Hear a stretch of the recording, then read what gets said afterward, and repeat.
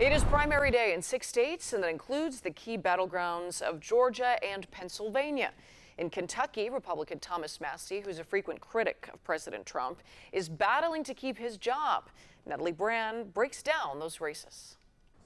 Primary contest brought voters out ahead of the critical fall midterm elections in the battleground state of Georgia. It's important to express your feelings on different topics in the community and research on the individuals that are more in line with your thoughts.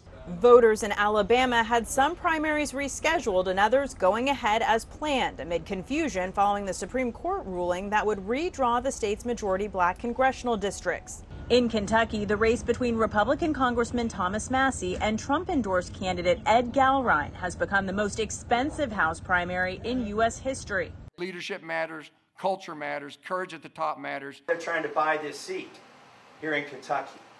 I don't think Kentuckians are going to fall for it. The race is a test of President Trump's influence over the Republican Party. Massie has been a frequent critic of Trump on issues including the war in Iran and the Epstein investigation. Thomas Massie's a terrible congressman. He's been a terrible congressman from day one. Massie argues he votes with the GOP 90% of the time and better represents his constituents. The problem is not that I vote against the party in Washington, D.C. 10% of the time. The problem is that 10% of the time, they're voting against you. And President Trump announced Tuesday he's breaking with another incumbent Republican lawmaker, choosing to endorse Texas Attorney General Ken Paxton in his challenge to longtime Senator John Cornyn ahead of next week's Republican primary runoff in Texas. Natalie Brand, CBS News, the White House. Now, one race of particular interest to a lot of people in our area involves former Dolton Mayor Tiffany Henyard. She is now running for office in Fulton County, Georgia. Our sister station in Atlanta caught up with Henyard, where she lives and now owns a business.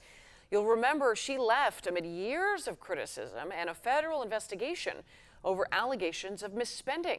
Henyard says she did not move to Georgia to get back into politics, but she is ready and willing to help residents there. Here on ONET. And if they want to come and find out or know anything about me, they can come to the store or open the door. Don't talk to me through the Ring camera. Open the door and get to know Tiffany Henyard for who she truly is, and that is a people's person. Henyard is the only Republican candidate in the race for the district seat.